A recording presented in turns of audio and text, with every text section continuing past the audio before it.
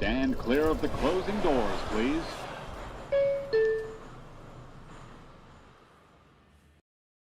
And what is up, you guys? Welcome to the stream. Tony Metro here with you on a Monday. Hopefully you guys all enjoyed your holidays, New Year's Eve, New Year's Day, and now it is back to reality. I know I'm as sad as you guys are.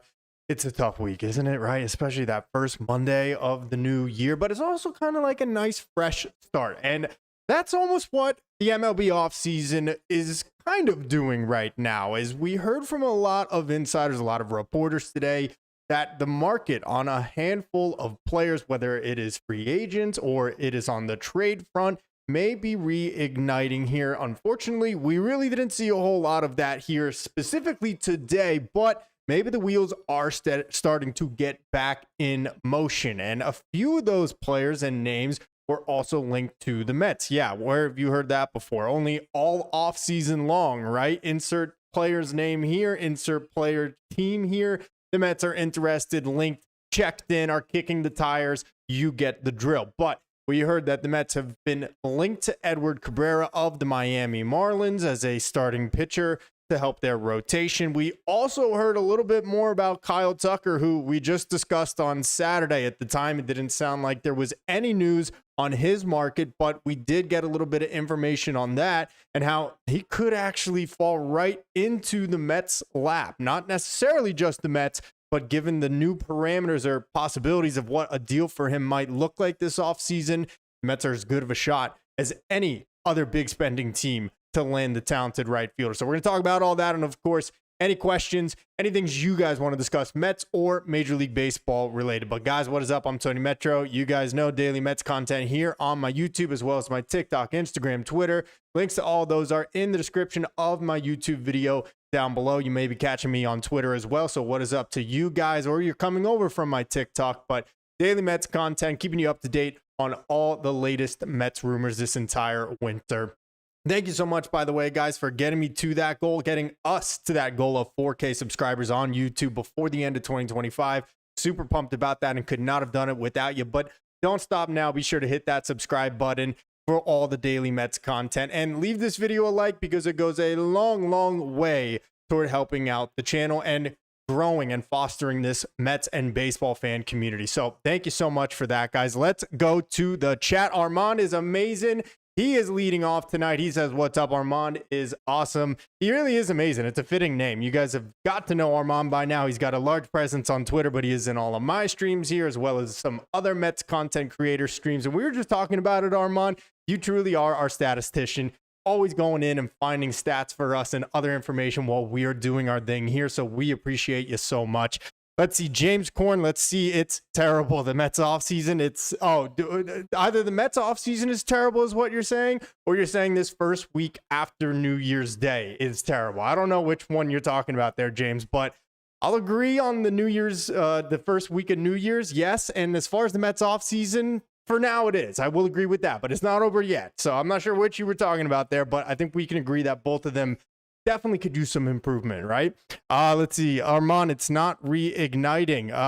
What is not reigniting? Reigniting? Every team loves being interested in said player. Yes, exactly, right. Every team is checked in on this guy, or is kicking the tires on this guy, or have discussed internally the idea of potentially pursuing a guy. You know, it's all GM and agent and front office speak at the end of the day until pen is put to paper and the player is in the door wearing your uniform. And like I just said on Saturday during my stream, the Mets are always going to be connected to these big names to try to amp up interest from other teams, to try to get other teams to pony up and meet the price that they want for their agents, for their players rather. So the Mets are always going to have these rumors swirling around them, whether there's any actual truth or veracity behind them or not. But let's see, Luca Martinez says, what's up, man? What's up, Luca? Good to have you in here, dude. Hope you're doing well and hope you enjoyed your holidays, and have a happy new year to you and enjoy 2026. I hope it's a really great one for you, Luca. Thank you for checking in. Ronald Duffney, what's up, Ronald? How are you? Good to see you here. James McCorn, the first week. Okay, but we can say both. So James was talking about the first week back, or to, as I called it, reality, because you always have that little gap between Christmas and then you even get New Year's Day, and then we just got kind of lucky this year where it fell on, I believe, a Thursday. And then obviously you're probably not going back to work on Friday. So then we had this weekend and now it's Monday here, January 5th. And yeah, it's a very difficult Monday, no doubt about it. But that's why I'm here. So we could talk some Mets baseball. So we could talk some MLB offseason rumors. Like I said, the offseason, the rumor mill has been very quiet lately. The hot stove has been very cool. As expected this time of year, you know, we got some pops during the winter meetings. Unfortunately, pretty much all of them were negative for the Mets, with Edwin Diaz departing for the Dodgers, Pete Alonso going to the Orioles, even Kyle Schwarber re-signing with the Phillies, someone that we kind of were interested in, or at least a lot of fans were interested in the Mets pursuing. So a bountiful amount of bad news during the winter meetings. And then, of course, the holidays came and passed, and there really wasn't a whole lot of news to talk about here.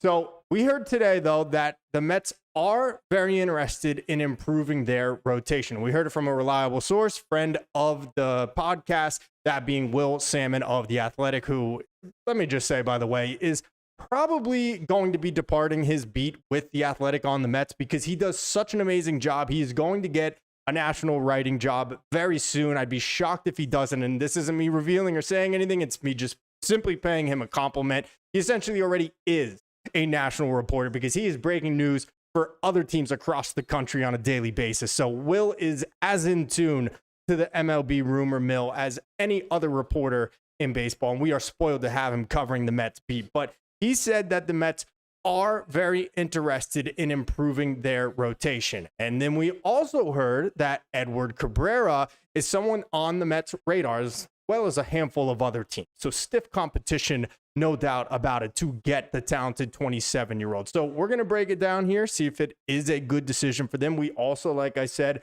heard about Kyle Tucker and some of his movements in his market and how it could actually help the Mets potentially land him. So let's get into it. I'll really quick check the chat, and then we're going to go to my full screen here. But let's see. Stanley, Tony, which prospects are you willing to trade for pitching? That is a good question. It really depends on who they're trading for. Really, I think Jonah Tong for me is an untouchable. I don't want to move him for really anything, but you couldn't tell me that, hey, if Tariq Skubal had 3 years of control left or 2 years of control left, I wouldn't trade him. That's obviously not the case. He's a free agent after this year. So Jonah Tong to me is essentially untouchable, maybe with the exception of for a Mason Miller type. But even there, I don't love the idea of doing that simply for a closer. I know there's been ideas of Miller becoming a starter, whatever. I digress. So for me, Sproat is probably the most likely of the Mets prospects that I would be willing to trade to improve the rotation as far as starting pitching prospects, that is. You know, there's Jet Williams, there's Carson Bench, who, if I had to put a next untouchable after Jonah Tong, it would be Carson Bench. And you'll notice I'm not even bringing up Nolan McLean's name because, as far as I'm concerned, Nolan McLean is not a prospect anymore. He has arrived at the big league level. We hope he continues to ascend as an ace to anchor the Mets rotation for the foreseeable future. But in terms of Jonah Tongs, the Carson Benches, those are the kind of guys that I would not move. I'd feel more comfortable moving Brandon Sproat. We've heard a lot about Jonathan Santucci. He is the Mets' top left-handed pitching prospect in their system, someone that I think could interest other teams. But the flip side of that is he's the Mets' top left-handed pitching prospect in their farm. So I don't necessarily want to move him either. So I would have to know who the Mets are trading for, how many years of control are left on said pitcher that the Mets are acquiring, and then I could give you a better answer. But I can tell you, Jonah Tong, Carson Bench, two guys that I'd have to be blown away by what the Mets are getting in return for that trade. Let's see. Madeline Schmidt. Oh, what is up? How you doing, Madeline? It's been a while. All rumors. What are the Mets going to do? I don't know. I have said that and made it very clear. You know, I have a source or two. I won't ever reveal them without their permission, but they have given me some things, nothing that sounds like it is imminent at this point. So I am in the dark just as much as everybody else is here right now. But the good news is still plenty of time, still plenty of talent out there. We heard that Freddie Peralta, potential trade for him may also be reigniting that, according to Will Salmon and to Ken Rosenthal. So maybe there is a trade front that's going to open up for the Mets to improve the rotation. They've been linked to Freddie Peralta pretty much since the beginning of the offseason. Then we heard Milwaukee kind of shied away from the idea of dealing him, but we heard that that could actually heat up once again here very soon. So we're going to get into that.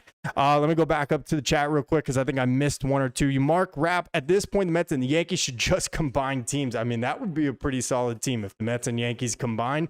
Between the Yankees rotation, which is a little battered right now. Cole's going to miss the beginning of the season coming back from Tommy John. Carlos Rodon will miss part of the season, but you put that rotation together with the Mets, pieces they have, of course, Juan Soto, Francisco Lindor, even behind the plate with Francisco Alvarez. Be a pretty solid team, no doubt. But yeah, they've definitely both had some very underwhelming off seasons to this point, Mark.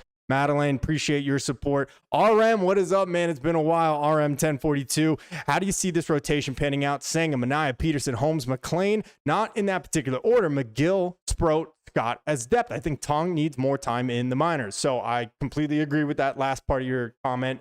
Tong needs more time in AAA. Would be shocked if he broke camp with the Mets, even if he puts up a 1.02 ERA in 20 innings in spring training this year.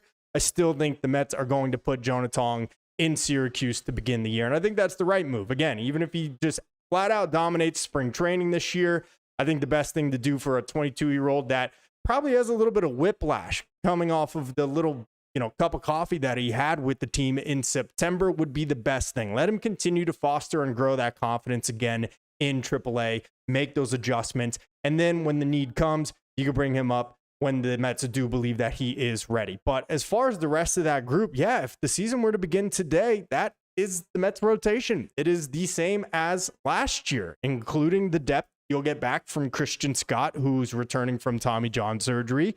Nolan McLean, Senga.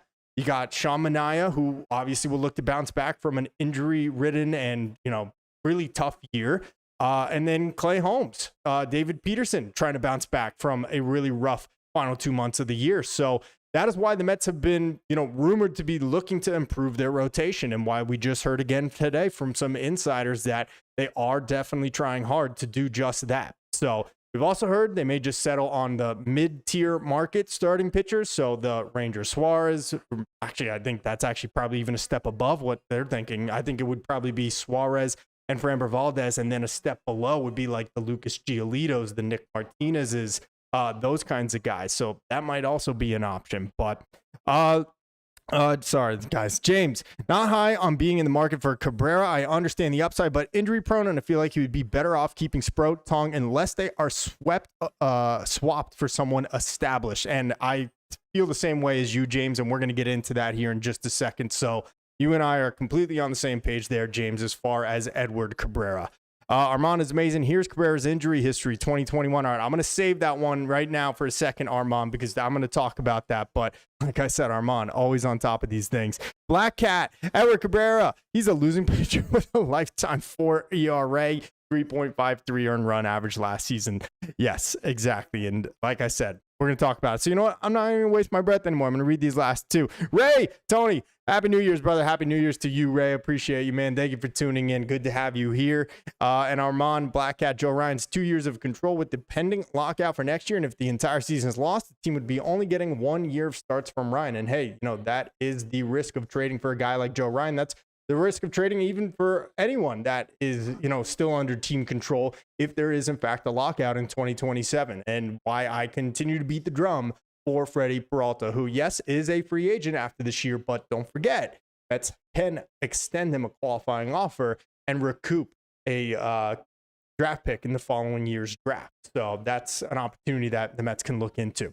All right, let's do this, guys. Let's get into the chat here, or not the chat, rather, but let's get into the rumors here. So we know that the Mets are looking to improve their rotation. They have made that very clear. We have heard that pretty much since the season ended, right? Run prevention, but that wasn't just defense. That was also in terms of the pitching staff that completely fell apart there down the stretch in the second half of 2025. And I think we all had dreams of them going out and signing a Dylan Cease or a Framber Valdez and maybe trading for a big name. And so far to this point, hey, it's 2026 and the starting rotation looks exactly the same way as it ended in 2025. But we did hear today from Will Salmon and from Ken Rosenthal that they are looking to add, here's the highlighted portion right here. As you can see, the Mets have, the team has made adding the front of their let's start that over.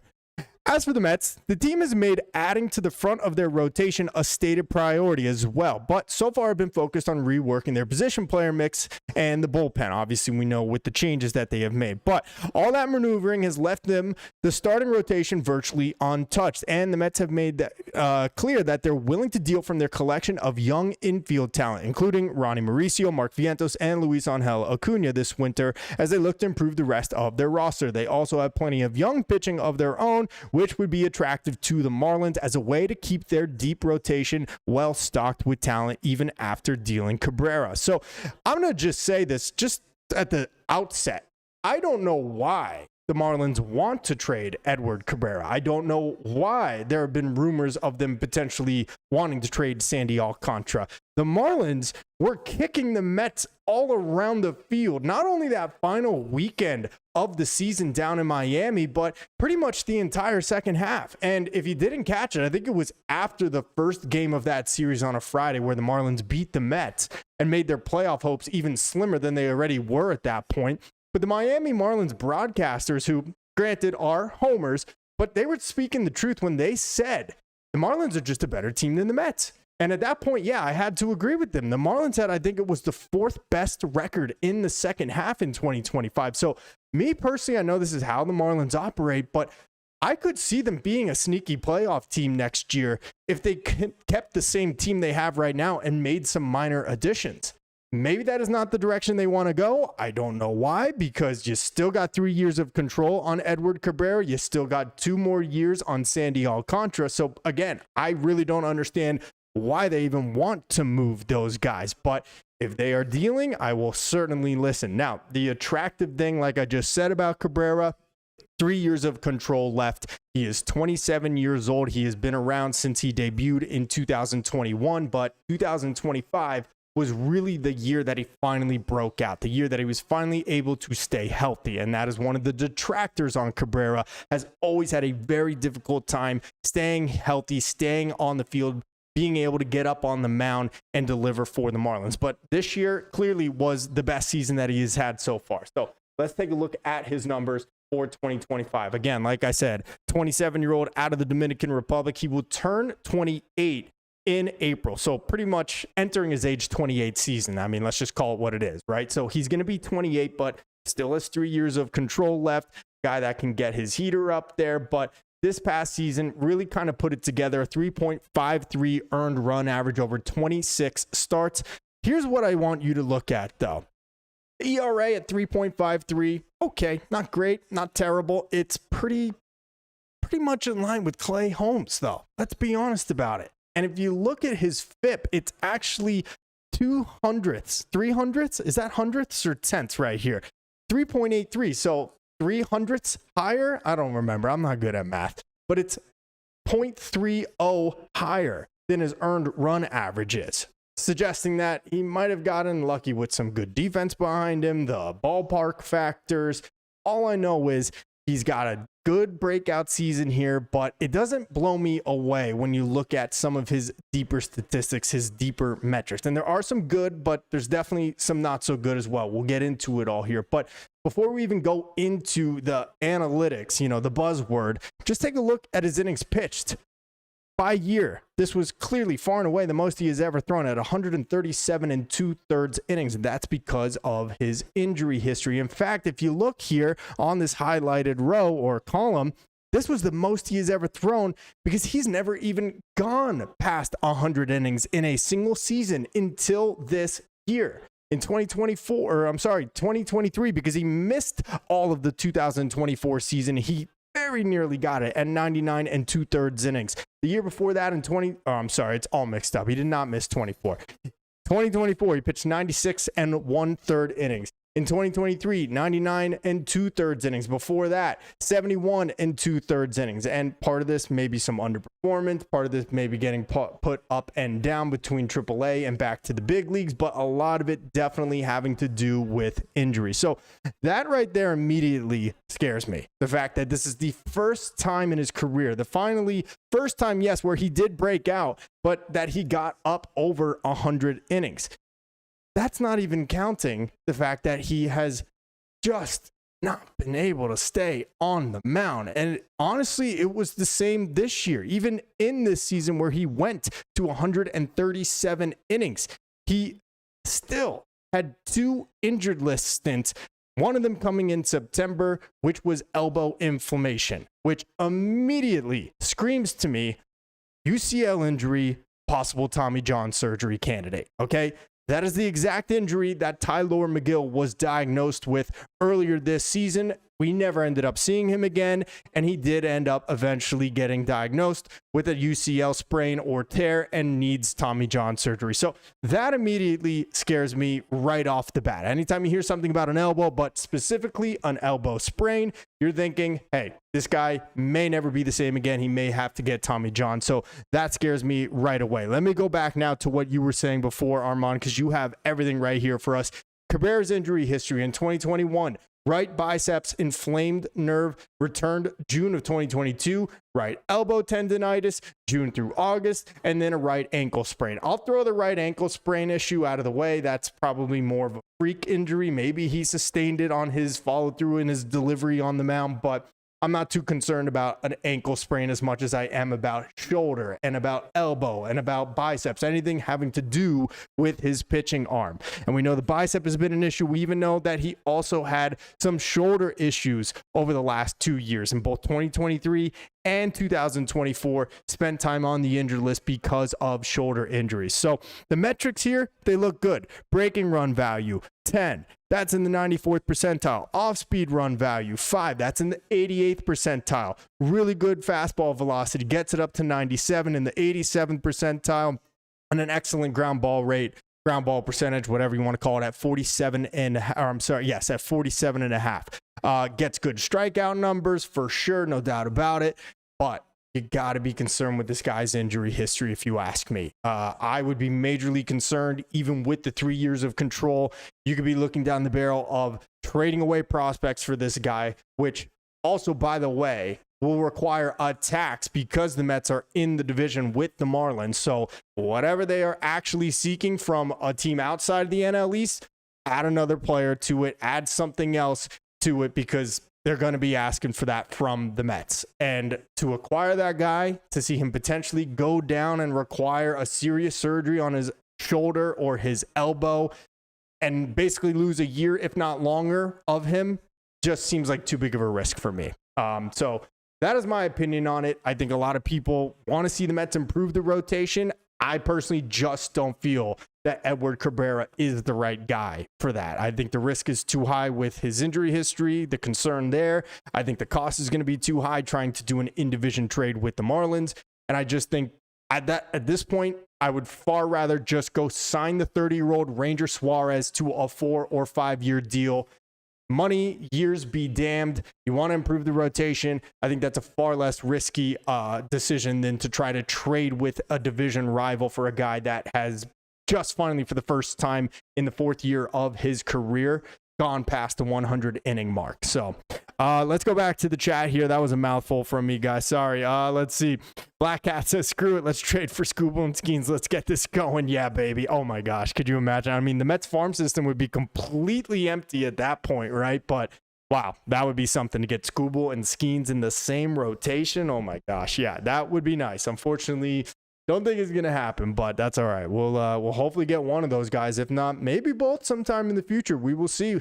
Pirates are actually trying a little bit this year. Maybe they're going to actually try to field a winning team. They have rumored to be, offering some guys some money. So we will see. Armand, his amazing teams have talked to the Twins about Ryan and Pablo Lopez, but don't want to give up a big package for 1 year of starter. Yeah. Well, here's the thing, though. The Twins have said that they are not looking to trade either of those guys at this point. That could be posturing on their end. But, yeah, I'm sure a lot of teams are also hesitant to try to acquire one of those guys. Both of them have 2 years of control left. But as you pointed out, Armand, the lockout or potential lockout in 2027 could mean you only get them here for 2026. And if there's no season in 2027, well, they'll be free agents after that because they will amass what do they call it? Tenure, playing time. So yes, they would be free agents after that. Let's see. I don't know how to say that. Cowboy boy owners are artificially limiting salaries this free agent season. I think it's possible. I think they're definitely being hesitant and careful about their spending. Again, with the idea that, a lockout is a very real possibility in 2027. But I mean, some big money has still been spent on the Schwarber deal, on Dylan Cease. There have definitely been some big contracts still handed out. So I don't know that it's like they're trying to finagle anything, but I do think they're being a little more prudent than they have in years past, just with there being such uncertainty about the direction of spending in Major League Baseball. I mean, as soon as a year from now, and the CBA negotiations that are going to come along with that. So I can't disagree with you there. Armand is amazing. Per Fangraphs, Marlins estimated 2026 payroll is $73 million. Okay, so about $3 million more than what Shohei Ohtani should be getting paid by the Dodgers. Okay, that is pretty wild. And again, I mean, I get it. They're not a draw at that ballpark. I don't know what their TV deal is. I know they still play on the Bally Sports Network. So however that works, I know they have had their own issues. But I just feel like that this Marlins team, this core, really did a number on the Mets down the stretch in the second half. And that's not saying much considering how the Mets were playing in the second half. But I really believe this Marlins team would be a few little pieces away from being a sneaky playoff team or even, a contender for the second wild card spot. But the Marlins move in very mysterious ways, as we know, for a number of years now. But that is pretty incredible. $73 million payroll compared to the Mets' $294 million payroll. RM1042, who starts opening day? I know a lot will want McLean, but if 100% healthy, I'd go with Senga and come back with McLean for game 2. Senga, when healthy, proved he can be serviceable. Good 1-2 punch. I don't think it really matters. Opening day is really just kind of a, ceremonial thing. Let's be honest. Like, it's kind of cool to do it. You usually give it to a veteran. You usually give it to a long tenured player of your franchise. So I really don't care who starts opening day, to be completely honest with you. Whoever's healthy, whoever looks the best, however it works best in the schedule favor, with the off day after opening day and, if they're going to be traveling.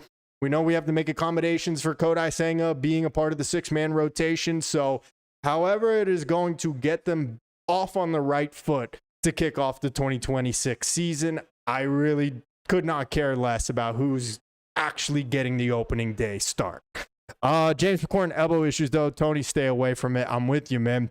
Feel the same exact way about Edward Cabrera. I mean, just look at his arm angle here, 36 degrees. That just looks painful. I'm kidding, but look at that. That just doesn't look like your arm should be bending and throwing 97 miles per hour in that kind of fashion. But look, he's got a 5-pitch mix, changeup, curveball, sinker, slider, and a 4-seamer. I mean, he throws his changeup the most, 26% of the time, and his curveball 24%. So he really doesn't even go to his 4-seamer. It's actually the least thrown pitch in his repertoire, just 13%. But good differential, not really actually, on his fat 4-seam and changeup. It's 94 miles per hour to 97 miles per hour, but can use that hook of his curveball plus the sinker slider mix to change things up. Look, like I said, there's a way that you could paint this as he's finally breaking out and he's blossoming into one of the top pitchers in baseball, and he's going to take that step finally after being a very highly touted prospect. And there's also the case that, hey, look at his fielding independent pitching this past year. It was higher than his ERA. This is the first time that he actually went over 100 innings. He has had multiple injury-laden seasons throughout his career. And even in this year, he also hit the injured list twice, and specifically with the elbow issue. And I personally choose to err on the side of caution, especially when we're talking about an in-division rival trade. So I personally am not super in on Edward Cabrera. I think that you're just better off spending the money on a guy like Ranger Suarez, or just biting the bullet on the Framber Valdez 5th year of a potential contract for him. If that's what it would take, they were at 4 years and Framber was demanding 5 and that was the best he was going to get, I would bite the bullet on it and just go after Framber Valdez at that point. And it sucks when a guy doesn't perform to the contract that you signed him when he was a free agent, but it's not as bad as when you traded prospects who pan out for the other team, specifically a rival in your division, and then you're stuck holding the bag with that player that you acquired in the deal. So that's just how I feel about it. But Henry Campos totally passing Cabrera. Why not Alcantara? More money, but much better pitcher. I mean, Sandy Alcantara has his own questions, though, as well. I mean, it was a really rough go of it here, his first season coming back from Tommy John surgery. And look, maybe he just had to get the cobwebs off. I know he pitched a little bit better in the second half. It seemed every time he pitched against the Mets, he flat out dominated them. But I just don't know how I feel about trading for a guy that got used very recklessly in 2022 when he won that Cy Young. And I am on record saying it. You could go back and look at my tweets on my Twitter profile, X profile, whatever they call it. I said, the Marlins are going to run this guy into the ground and ruin him in a meaningless season for them. He pitched 237 innings in 2022. What happened? Started getting injured 2023, got the Tommy John surgery, missed all of 24, and 2025 was really not a good year for him. And so I honestly am not super interested in Alcantara either, because I'm concerned he may never be the same again. And the Marlins are still treating him like he's just coming off of that Cy Young campaign, and they want that kind of haul back. And I just think it's too risky of a move for the Mets to try to do. And again, under the guise of being a division rival, let that be somebody else's problem. I'm concerned about trying to trade even for Sandy Alcantara, if I'm being completely honest with you. Let's see. Jimmy James C. What's up, Jimmy? He said, we need a sure thing bona fide ace. The problem is who? There is no bona fide ace that is available right now. And honestly, you really can't even say that about Tariq Skubal, because the Tigers haven't made it evidently clear that they're ready to trade Skubal either. If they were, they want to be blown away with a huge haul. And then there's the question of, okay, but can you get him on an extension if you're the Mets and you trade for him? Or are you just trading a huge chunk of your prospects, a huge chunk of your top-rated farm system for a guy that may not even be here past next season? Freddie Peralta's a really good pitcher. He's not what I would call a bona fide ace, but I would definitely put him atop our rotation with McLean and feel real good about those two going on the mound for the first two games of a playoff series, no doubt about it. But as far as a bona fide ace, I mean, there's really only a handful in the league, and I don't know of any that are available at this moment, right? So it's tough, and that's why I have said it, and David Stearns' philosophy has always been to develop starting pitching. Develop your rotation through the minors, through the farm system.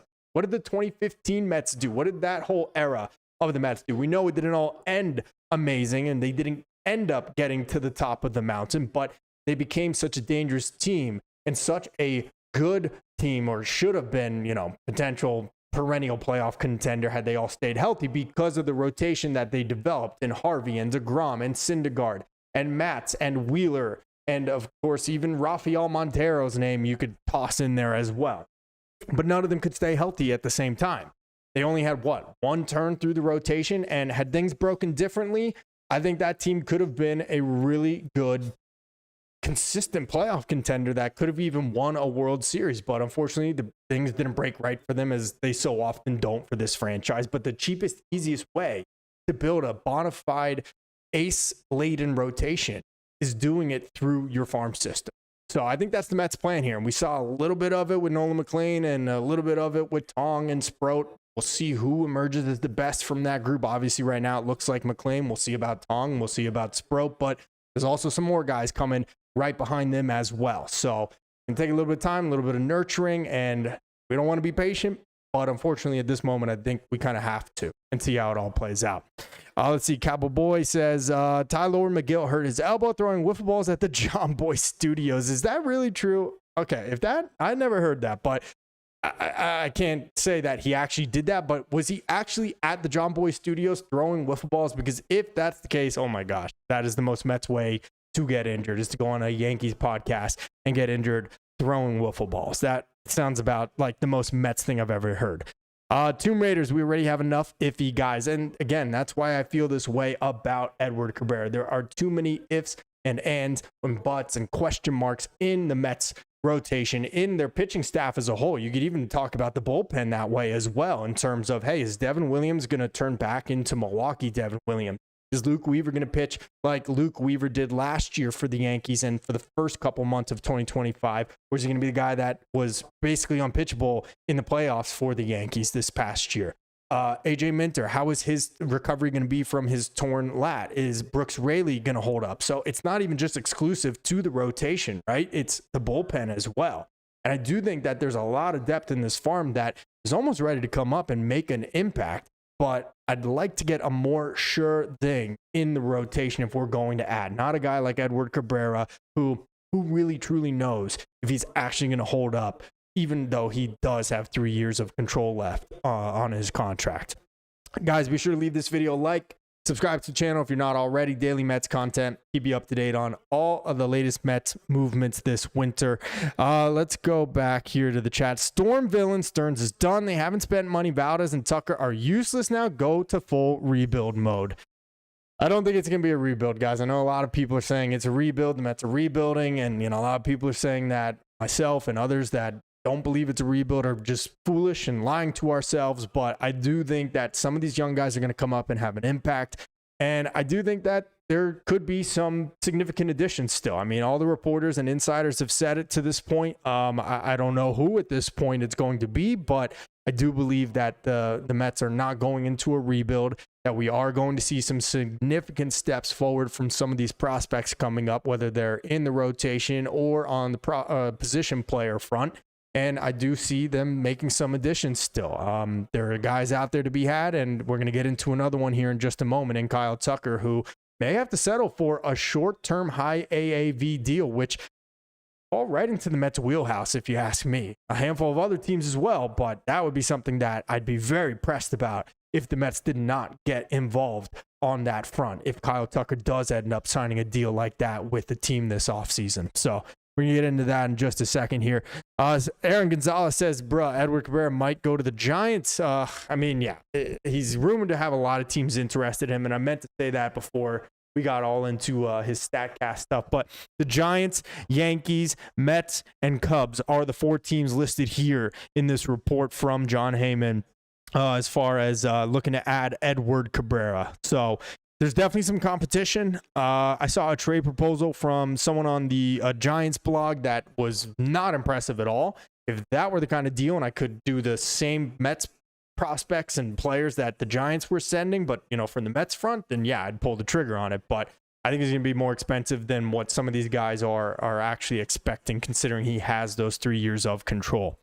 Let's see. Sal Capella, what's up, Tony? Any Mets news? Unfortunately, there's really not, other than them being interested in improving their rotation. They are looking to add a frontline guy. That's why we're talking about Cabrera here. We heard about the Freddie Peralta situation, that trade talks for him may reignite here shortly. That, according to Will Salmon and Ken Rosenthal. And then as far as Kyle Tucker, who we're going to talk about here now just in a moment, the Mets have been considered by 1 or 2 different guys as potential front runners for him at this point, which I still find a little far-fetched, but let's see if everything kind of falls into place and could allow that to happen.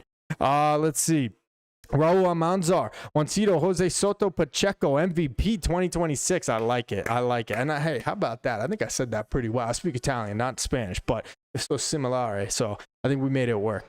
Let's sign Tucker and trade for Skubal. I don't think they're trading for Skubal. Like I've said, I don't think they're going to do that. Empty the farm for a 1-year rental. I don't see that happening. Maybe in the offseason, I think the Mets are gearing up for that, no doubt. If there is a 2027 season, I think they'll do everything they can in their power to sign Tariq Skubal as a free agent, but I do not see them trading for him, not in the offseason at least. If the Tigers have a bad first half and he's available at this year's trade deadline, I do expect the Mets to be involved in that market. But as far as trading for him right now, I just don't believe that to be the case. And honestly, I'm not even sure how interested the Tigers are in trading Tariq Skubal either.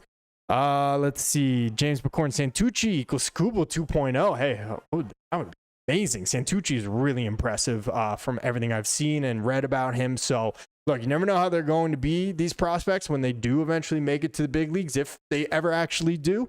But really rave reviews that I've heard from a handful of people whose hunch I trust and whose assessment of young baseball players, minor leaguers that I trust.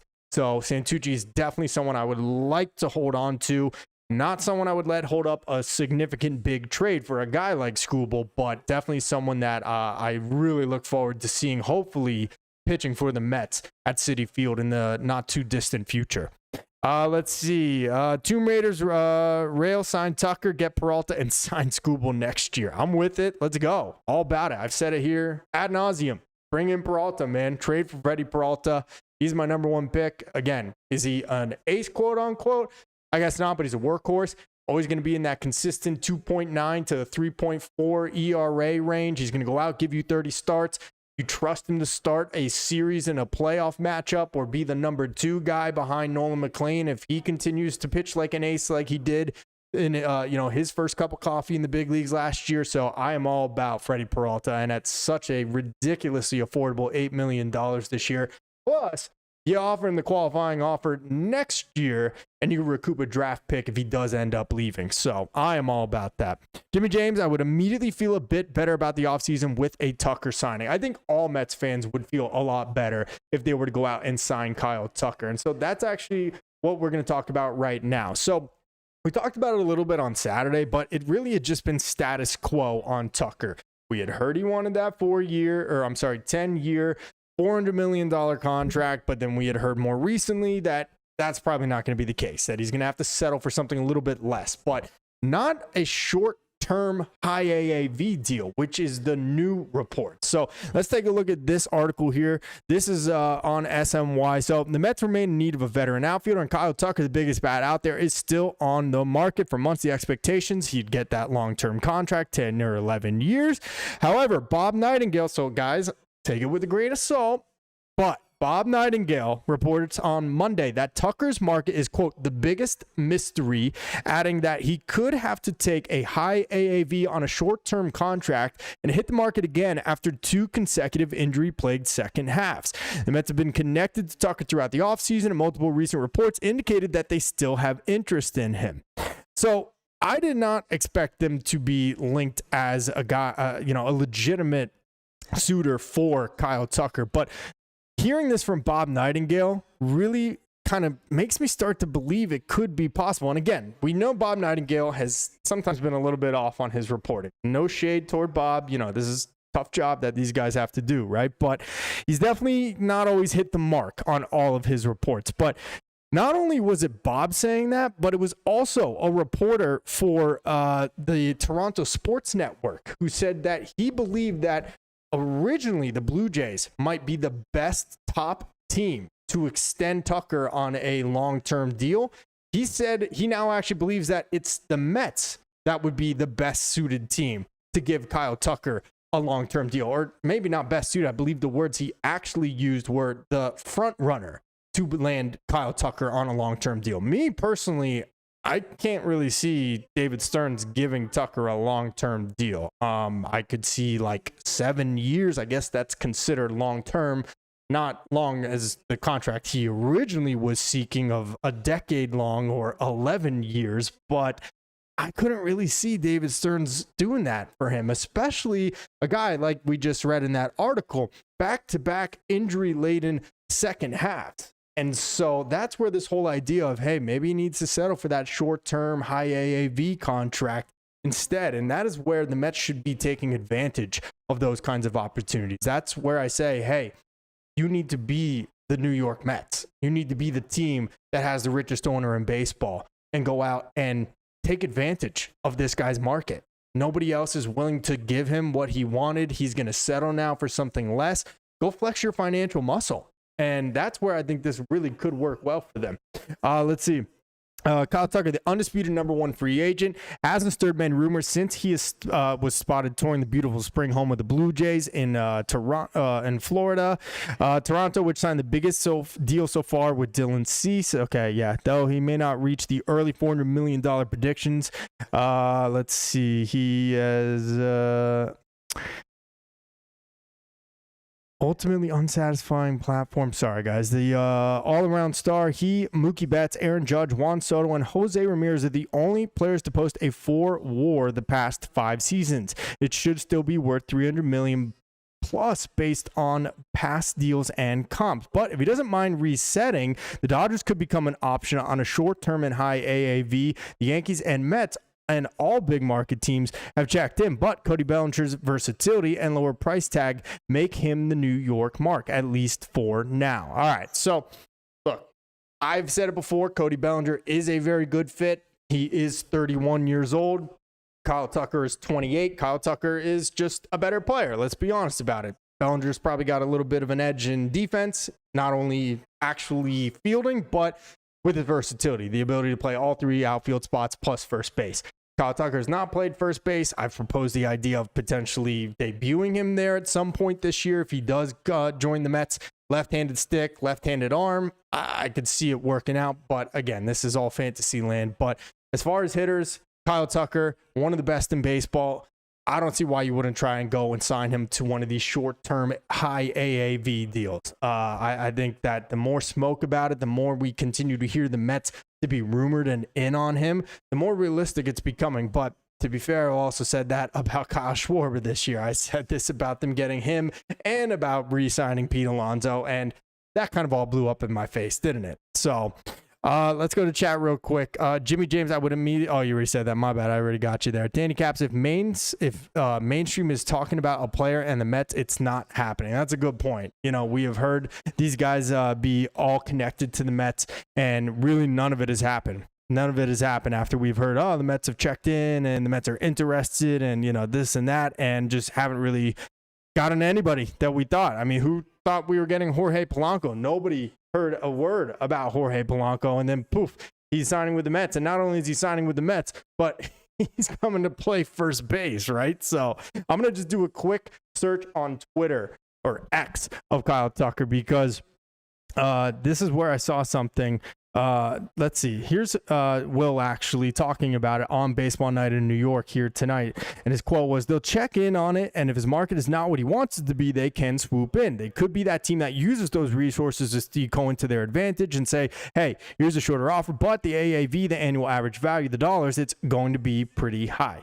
So I'll be honest, Will has said this many times this offseason regarding the Mets. He has said this same thing about Framber Valdez. He has said this same thing about a handful of big name players where it's basically, hey, if he falls to their asking price, if he falls into their comfort zone, then yeah, the Mets could do it. And that doesn't really give me a lot of promise, to be honest with you. You know, there's usually going to be just only takes one team more desperate than you to land a big name like this. This is what happened with Pete Alonso. The Mets thought they could just let Pete Alonso go test the market and that he'd come back to them. That obviously didn't happen. Same exact thing happened with Edwin Diaz. So I don't love the idea of this whole, hey, if it gets into the Mets comfort zone, then it could fall in their laps. It just does not sound like the Mets are aggressively pursuing Kyle Tucker, but more so just kind of keeping tabs on him. At least from what I'm gathering from the reporters, from what everybody has been saying about his market.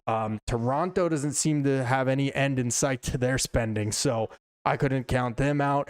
I don't think the Yankees are going to go to those lengths to get him. I think they're really heavily interested in a reunion with Cody Bellinger. They actually made him a second offer, so they may even just be bidding against themselves at this point, trying to quiet the noise from their fan base of really not having done anything so far this offseason. So I don't know what the deal is on Bellinger or Kyle Tucker at this point, but the reports of the Mets, you know, hoping he kind of falls into their lap don't give me a whole ton of confidence. But let me know, what do you guys think? Does Kyle Tucker change the way that you guys view this offseason? Do you feel better about it? Do you feel like the Mets are just then maybe a starting pitcher away from competing again for the playoffs in 2026? Or do you think there still would need to be more? Do you want Kyle Tucker? Do you think it's a good idea? And the same for Edward Cabrera. You know, I gave you my thoughts on Cabrera. I don't think it's a wise move for them to try to trade for an injury-prone pitcher from within their own division, but that's just my opinion. So I want to hear from you guys. Let me know in the comment section. Let's go back to the chat. Armand's amazing. I would like Tucker, but the a-hole in me, I would love to see the Dodgers sign Tucker for left field, Bellinger at center, Bo at second, and Bregman at third to see MLB fans crash out so bad. I can tell you one thing. If that happens, I am guaranteeing that there will be a lockout in 2027, okay? If the Dodgers even sign two of those names, Bo Bichette and Bellinger, forget it. Lockout, it's over. The Dodgers have ruined baseball, 100%. Henry Campos says, pitchers and catchers report February 10th. Need to make something happen soon. Absolutely. And guys, I told you the other day, I'm going to be going down to Port St. Lucie in February, partly for pitchers and catchers and partly for the beginning of spring training. We'll see if I'm able to get credentialed there. And let me know in this chat. Let me know in a DM on Twitter, anything, anywhere you can find me. What do you guys want to see? What kind of coverage do you guys want from me while I'm down there? I'm hoping that I will have some access. We'll see if that pans out or not, but I will definitely be out there for spring training and for the early days of pitchers and catchers reporting out in Port St. Lucie. So let me know what kind of coverage you guys want. I want to make sure I can deliver it for you guys and make it a cool experience. Let's see. Armand's amazing. Nothing's going to happen soon. Fans have to stop having a deadline in your head. There is no deadline. Stuff might pick up after January 15th when teams make their international free agent signings official. Yeah. And again, that's a ridiculous date in my opinion.